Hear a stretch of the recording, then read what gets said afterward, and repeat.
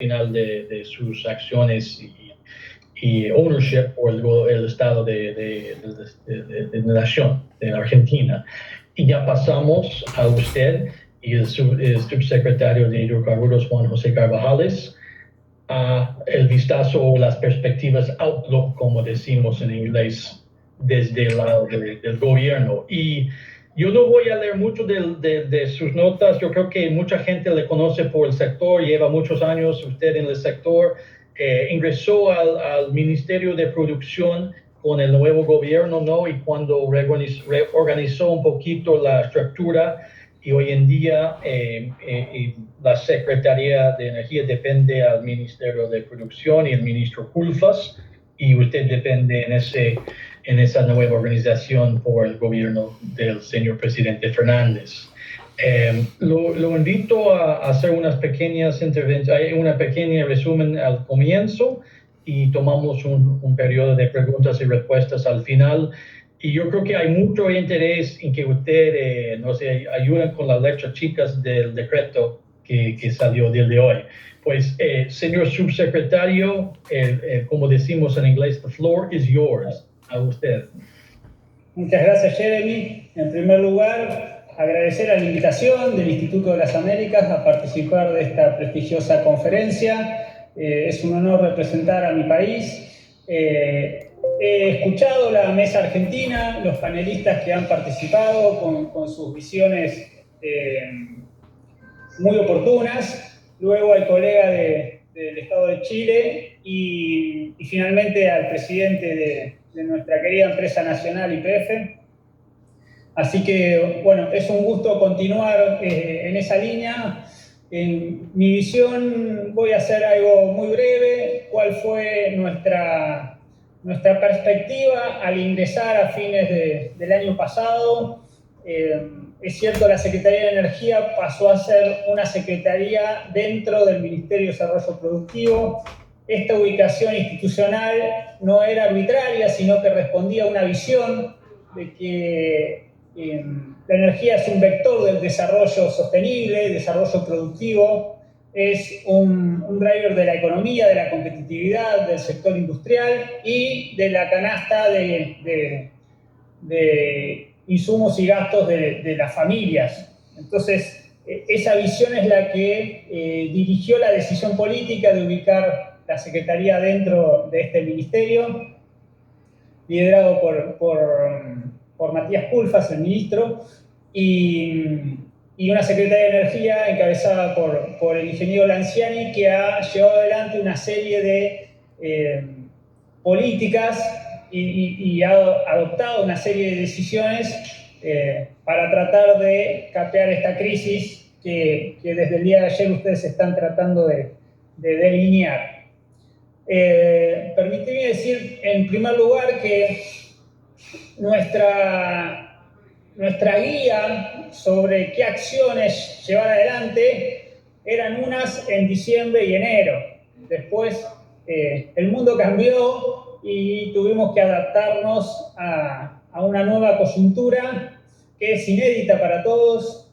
Decía Nielsen, no se sabe la profundidad ni la velocidad de la recuperación, y eso nos exige a todos tener soluciones novedosas, creativas, porque la problemática de demanda que también remarcaba Guillermo hace unos minutos es inédita, porque es tanto local como internacional, es en la producción, es en los niveles de almacenamiento que están a tope y en el comercio internacional. Con lo cual, los manuales previos no nos sirven. Tenemos que inventar soluciones que sean adecuadas para este momento, que es muy particular, por cierto.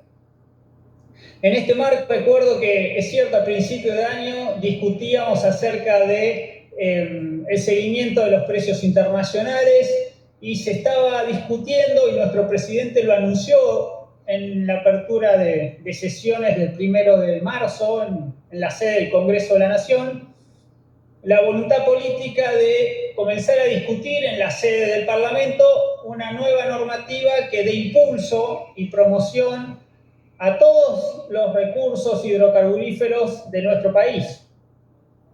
tanto los convencionales como los no convencionales, de todas las cuencas que tenemos, tanto onshore como offshore. Ese era nuestro master plan, y continuar también con una serie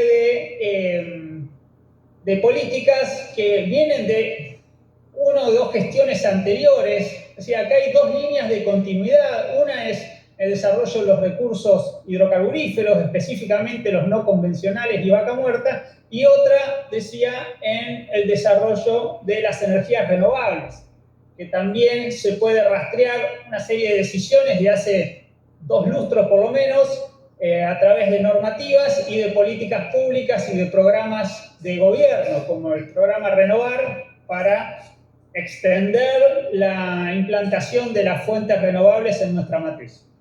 Bueno, esas eran las ideas liminares, pero después, diría Benedetti, nos cambiaron las preguntas. Teníamos las respuestas y nos cambiaron las preguntas, con lo cual hubo que barajar y dar de nuevo y decidir qué nuevas respuestas teníamos que dar para sobrellevar esta coyuntura. En ese marco, hoy tenemos la novedad de un decreto que regula el precio del barril en Boca de Pozo, pero esa decisión que hoy se plasmó en una normativa no fue producto de la voluntad de nuestro presidente, que un día se levantó y dijo: voy a regular este sector. En cambio, es producto de una serie de diálogos que se fueron dando al interior de la industria y con todos los actores relevantes, tanto institucionales, léase gobierno nacional y las unidades subnacionales, como son las provincias, como los actores de la industria, ¿sí? Las empresas, las cámaras, los sindicatos y los trabajadores. En ese marco, esas discusiones prosperaron, se hicieron visibles y manifestaron la multiplicidad de intereses en juego. Intereses que son legítimos, pero que a veces no es fácil de congeniar unos con otros. Con lo cual, el Estado Nacional, que tiene sus facultades, lo que intentaba hacer es que en la industria prosperara un consenso. Bien, como decía también Guillermo Nielsen recién, durante 1 mes y medio, 2, ese consenso no se pudo lograr, si bien quedaron delineadas las posiciones de todos los actores, lo que permitió tratar de buscar un punto intermedio entre estas visiones. Y como también decía Nielsen, hubo un aprendizaje en este proceso. Él decía, bueno, había unas versiones de este decreto iniciales que trascendieron, y las respuestas que tuvimos de los diferentes sectores nos sirvieron a nosotros para saber qué teníamos que mejorar de esa normativa. Con lo cual, hoy el producto que vio la luz esta mañana, con lo cual nunca más oportuno esta reunión, es un derivado de todas las observaciones, o de muchas de ellas, que nos hicieron los actores, decía, gubernamentales, motorizados por las provincias de la OFEP y las provincias productoras de hidrocarburos, como los actores de la industria. Al cabo de todo ese proceso y como efecto de este decreto, lo que hoy tenemos es una regulación en el sector que es temporal, que tiene como vocación surfear esta crisis de demanda para arribar a fin de año con las bases sentadas, los pilares firmes, para cuando la demanda vuelva a motorizarse y de esta manera poder sostener en el mientras tanto, o sea, en este trayecto hacia esa recuperación, decía, sostener una industria que es centenaria en nuestro país, que tiene bases sólidas, que tiene proveedores pymes, cadena de valor, que tiene un desarrollo en muchas provincias, no solo las productoras de hidrocarburos, sino las proveedoras de insumos, que tiene una ligazón con grandes jugadores internacionales que han apostado en los últimos años, sobre todo la formación Vaca Muerta, y que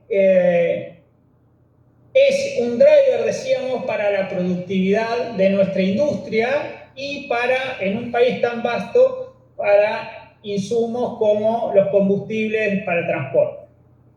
Con lo cual, lo primero que habría que resaltar de este decreto 488 que se publicó esta mañana es que tiene una vocación temporal, pero de mediano plazo hasta fin de año, es decir, no solo estos 2 meses, que era parte de las discusiones que teníamos, pero tampoco tiene la intención de frizar una foto, que es la de hoy, a mitad de mayo, porque el decreto permite revisar temporalmente el alcance de este barril a $45. Es una facultad que el presidente delega en el Ministerio y en la Secretaría de Energía. Con lo cual, esto hoy se establece un punto de partida, no un punto de llegada. Es un punto de partida a partir del cual se puede seguir discutiendo. Cuando empezamos esta discusión, el Brent estaba a $20, 18, 20. Hoy está en 35, es decir, la situación es cambiante, hay que ir adaptándose.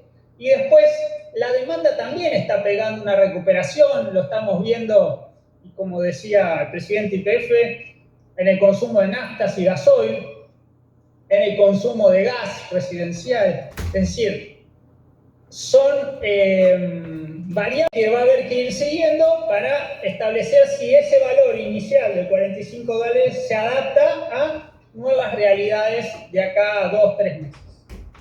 Al mismo tiempo, lo que establece el decreto es una exigencia para las empresas productoras que a cambio de este precio, Nielsen decía, no se puede crear demanda artificialmente. Bueno, el barril criollo es un precio fijado de manera regulatoria y a cambio del mismo, las empresas deberán hacer sus mejores esfuerzos, se le exigirá sus mejores esfuerzos en el marco de la situación de la pandemia para mantener sus plantas de personal, mantener su producción, mantener el nivel de actividad que tenían a fin del año anterior. Esa es otra vocación del decreto, que es sostener toda la industria viva para cuando la demanda reaparezca a niveles pre-pandemia. Y a tales efectos también se delinean una serie de instrumentos para poder hacer un seguimiento de esos niveles de actividad, producción, inversión, etc. Se actualizan multas que no estaban actualizadas desde 1994 y era un reclamo de las provincias. Se establece un nuevo nivel para los derechos de exportación, sabiendo que la coyuntura nos va a exigir ubicar nuestra producción excedente en algún mercado, con lo cual va a haber más requerimientos de exportación y ahí el Estado Nacional hace un esfuerzo, un doble esfuerzo, diríamos. Por un lado, recaudatorio a nivel fiscal. Por un lado, deja de percibir ingresos vía retenciones a las exportaciones y por el otro lado, establece que el impuesto al dióxido de carbono y a los combustibles no se va a actualizar hasta el 1 de octubre, ¿no? Al efecto de tratar de mantener los ingresos relativos tanto de los productores como de los refinadores. Decía el doctor Nielsen también, esta versión del decreto es mejor que la anterior, y algo de lo que hemos aprendido en el camino fue que teníamos que tener en cuenta situaciones disímiles, ¿sí? Porque tenemos productores independientes, productores integrados y después refinadores. Entonces, tratando de, en la medida posible, de contemplar todas esas posiciones, es que, por ejemplo, permitimos que los productores integrados primero procesen todo su producción y después, como decía él, YPF, compra el 20% de su crudo a terceros, ¿sí? Pero primero tiene esa prioridad. Obviamente se establece una regulación de las importaciones para que no haya tal desacople con los valores internacionales y privilegiar la producción local. Y también se fijan algunas otras reglamentaciones, por ejemplo, para el gas licuado de petróleo o la garrafa que se consume a nivel doméstico, allí donde no llegan las redes de gas natural. Es decir, el decreto intenta fijar posición en una serie de aspectos de la cadena hidrocarburífera. Lo hace de manera temporal hasta fin de año, pero con una vocación de trascender este momento de baja de demanda, una baja inédita de demanda, es decir, no solo por 2 meses, sino llegar a fin de año, pero permitiendo ser revisado. Y lo hace el Estado Nacional motorizado por demanda de la industria y de las provincias y convencido de que no es otra que la nación quien tiene las facultades y la visión integral para fijar la política energética e implementar una serie de acciones y políticas públicas que sean homogéneas para todo el país y que permita a cada una de las jurisdicciones locales luego regular de la manera más acorde a su propia particularidad, a las de sus propias cuencas hidrocarburíferas, cada situación local. Las provincias en nuestro país detentan el dominio originario de los recursos naturales por mandato constitucional y es en ese sentido que son las que tienen el poder concedente, ¿sí? de los contratos de exploración y explotación. Y el Estado Nacional lo hace con todos los recursos en el mar, en el offshore. Decía, esa facultad del Estado Nacional hoy se pone en juego, no es algo inédito, viene ya de la vieja ley de hidrocarburos del año 67, pasando por la ley corta, que reglamenta ese artículo 124 de la Constitución sobre el dominio originario, y pasando por la ley de 2014 que regula también los recursos no convencionales. En el año 2012 tenemos una ley que tenía un doble propósito. Por un lado, la llamada soberanía hidrocarburífera, que establecía como máxima prioridad nacional el logro del autoabastecimiento de hidrocarburos como política pública energética. Y por otro lado, tenía una decisión estratégica en cuanto a los instrumentos para lograr esos fines, que es la recuperación de la mayoría accionaria de nuestra empresa de bandera, de YPF. Esa decisión adoptada en 2012 hoy sigue vigente, ha atravesado una serie de administraciones, es decir, se ha consolidado en el tiempo, y hoy debe ser entendida, a mi modo de ver, como una doble validación. En primer lugar, que nuestros recursos deben ser explotados de manera racional, dice la Constitución, una explotación razonable y racional de los recursos naturales, pero que esos bienes de naturaleza, que la naturaleza nos dotó, deben estar puestos en función de un desarrollo productivo y de un crecimiento de la economía de manera sostenible y para provecho de nuestras comunidades. Si eso permite lograr saldos exportables, en buena hora, enhorabuena, mejor dicho, enhorabuena, que así como se había logrado en los últimos años, podamos tener petróleo y gas para abastecer a nuestros vecinos y para paliar de alguna manera nuestra siempre débil cuenta corriente externa. En ese marco, una idea de integración regional, una idea de intercambios con nuestros vecinos, siempre es un vector de nuestras administraciones. Y en segundo lugar, otra decisión de esa ley, 29741, fue que YPF tuviera nuevamente una mayoría estatal, lo cual lo convierte, como decía el doctor Nielsen, en una compañía mixta que sigue cotizando en bolsas, tanto local como en Nueva York, y que debe tener como eje la creación de valor para sus accionistas, todos sus accionistas, tanto el mayoritario como los minoritarios, pero que no debe perder de vista la finalidad de interés público. Esa ley establece que YPF, en manos del Estado, en forma mayoritaria, debe tener una contribución estratégica a los fines de aquella ley.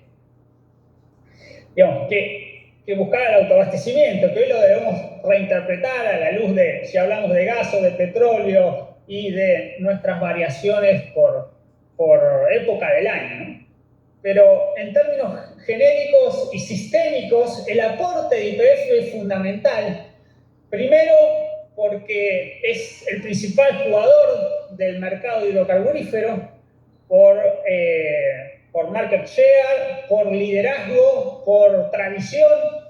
¿Sí? Fue el que hizo históricamente los esfuerzos para explorar cada una de las cuencas de nuestro país y, digamos, como último capítulo, para desrisquear la roca de Vaca Muerta, ¿sí? Que es el gran interés que tenemos todos los que estamos aquí presentes, ¿sí? Poder poner en valor esos recursos y, digamos, que hoy, una de las preguntas que rondaba por ahí, si hoy Vaca Muerta sigue siendo viable, económicamente viable.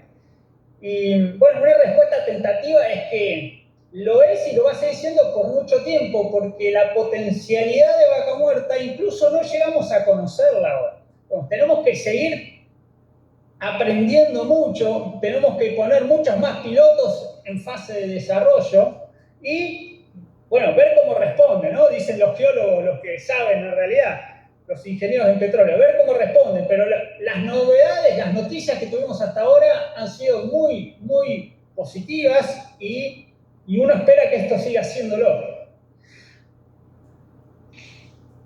En ese marco, digamos, con una política pública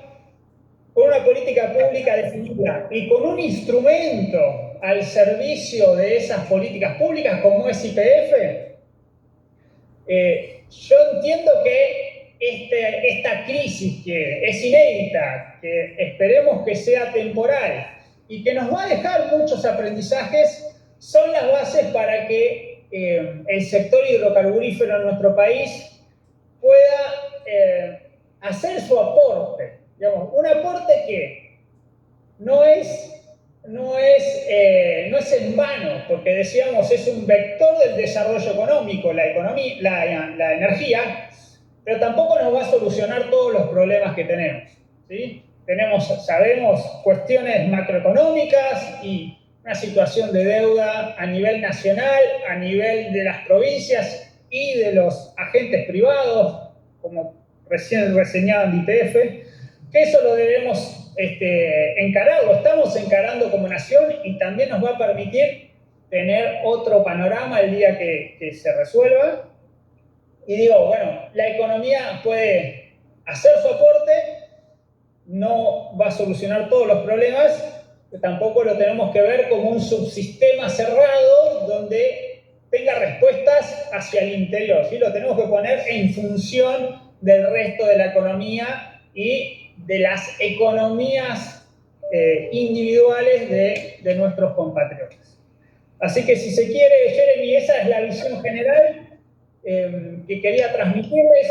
Empezamos con una idea, tuvimos que adaptarnos y hoy estamos tomando decisiones que creemos que son necesarias para tratar de acompañar un momento que es histórico y que ojalá que esas respuestas que tenemos nos permitan llegar a un destino favorable.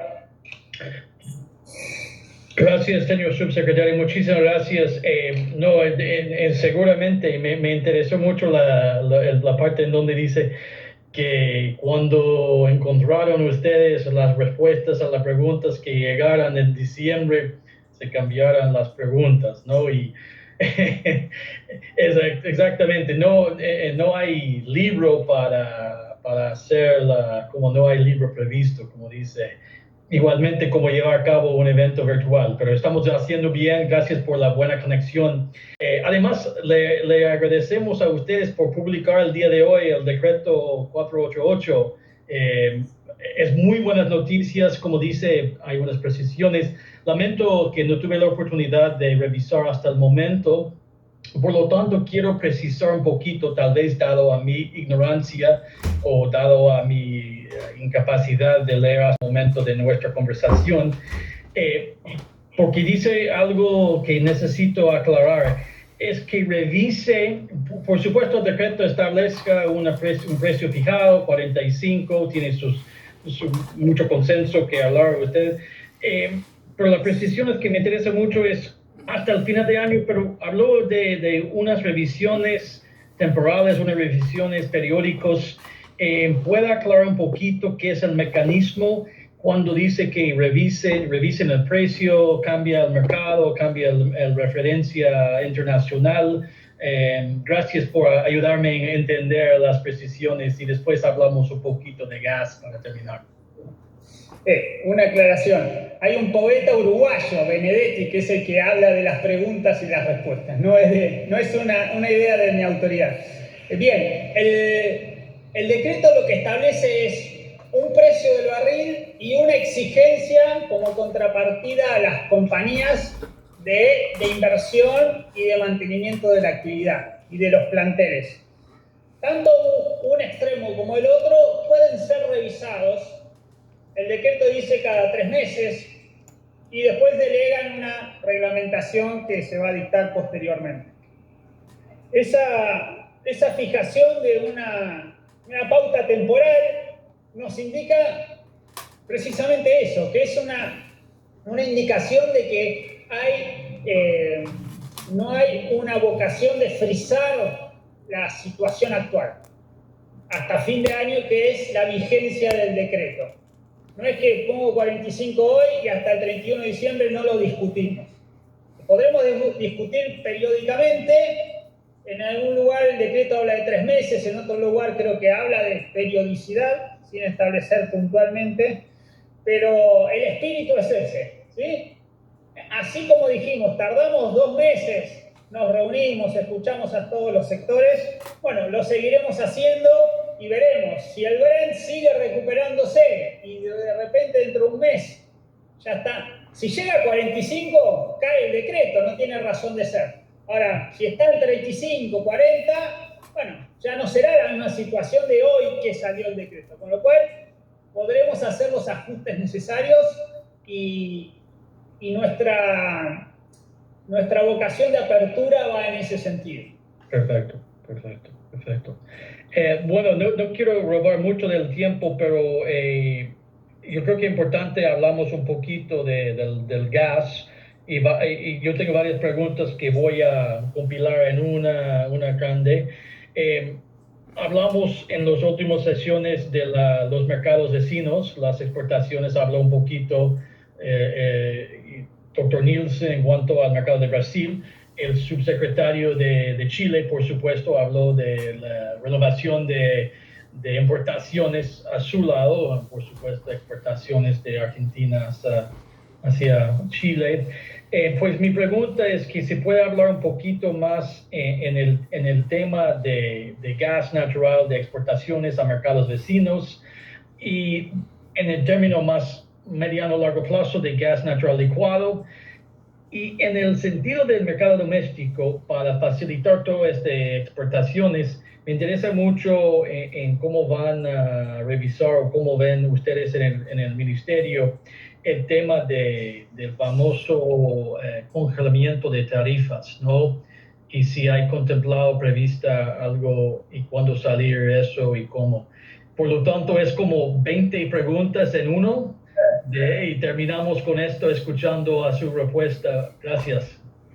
No hay problema, Jeremy. Bien, cuando llegamos al gobierno en diciembre teníamos la idea de seguir haciendo esfuerzos para encontrarle mercado a la oferta de gas, que era excedentaria, sobre todo en periodos no invernales, y teníamos como objetivo ampliar el uso local, industrializar ese gas, llegar a la petroquímica, llegar al transporte, y una vez que todo eso estuviera satisfecho, seguir buscando mercados regionales, ¿sí?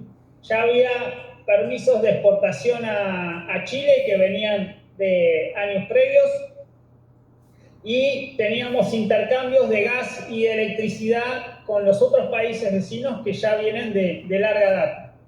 En este sentido, la actual administración ve con buenos ojos poder crear mercados para el gas, y ojalá algún día llegar al GNL, ¿sí? Al mercado vía licuefacción. Algo ha hecho YPF en pequeña escala, pero bueno, si Vaca Muerta efectivamente sigue desarrollándose y tenemos saldos exportables relevantes, bueno, el GNL puede hacer una respuesta de acá a unos años.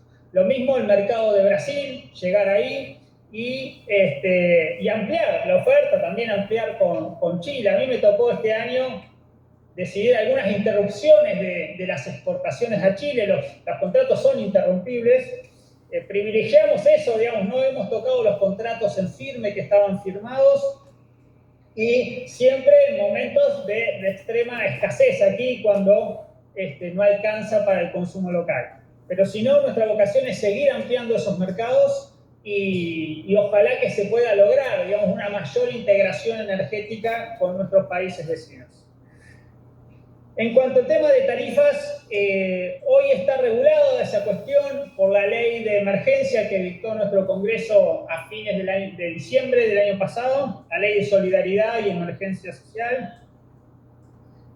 Las tarifas de luz, de electricidad y de gas natural se mantienen hasta fines de junio, y después será una cuestión de decisión política y de evaluar otra vez en esta nueva situación, en esta nueva coyuntura, cuál es la mejor solución, teniendo en cuenta los dos aspectos que siempre están en juego, ¿sí? Los ingresos de las empresas para poder hacer inversiones y tener después los productos, y después las economías familiares, que también son una gran preocupación de nuestro presidente en una coyuntura compleja, ¿sí? Sobre todo para los sectores más vulnerables. Con lo cual, más allá de eso no me puedo aventurar, pero lo que sí es importante decir que en el marco de esta crisis en la cual nos ubicó la pandemia, el Estado Nacional llevó adelante una serie de medidas de apoyo activo, tanto para los ciudadanos a nivel individual como para las empresas y las industrias, ¿sí? El decreto que salió hoy es una muestra más de todas las medidas que está llevando adelante el gobierno para lograr llegar con asistencia a los sectores más vulnerables y con otras medidas más específicas para otros sectores de la economía que lo requieren y de manera muy aguda. Así que las tarifas son un aspecto más de toda esa situación macro, y en el medio estamos renegociando la deuda, digamos. No es un momento sencillo, pero bueno, lo que es cierto es que hay un Estado que está activo, está consciente de la situación y que está tratando de escuchar a todos los sectores, a los gobernadores de las provincias, a los intendentes y luego a cada uno de los aspectos de la industria, para adoptar las mejores medidas en un momento donde ni siquiera nos podemos reunir. Ya lo vemos que estamos a la distancia, pero la vocación por aportar soluciones está intacta.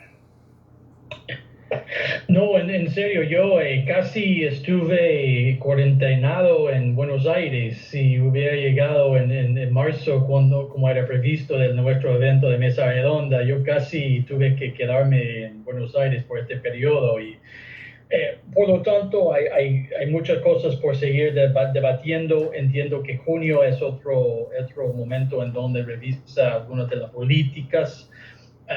En inglés decimos to be continued. Seguramente esta conversación no para el día de hoy. Por supuesto, para ustedes siguen trabajando, laborando, y que me llama mucha atención que cuando llamó el ministro Culfas diciembre pasado, tal vez que sabe hoy que pudiera saber en diciembre, no sé qué era tan feliz ser subsecretario de hidrocarburos, ¿no? Durante esa tormenta doble, triple, lo que sea, ¿no?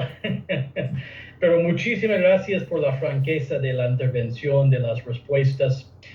Seguimos en contacto, seguimos colaborando con ustedes en el gobierno.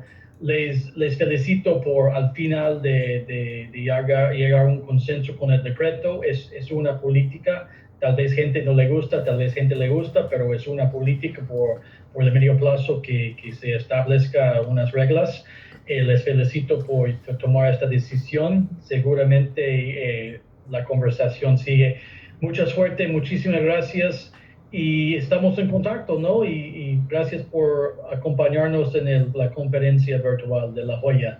Esperamos vernos en este salón donde usted está en Buenos Aires muy en tiempos muy cercanos.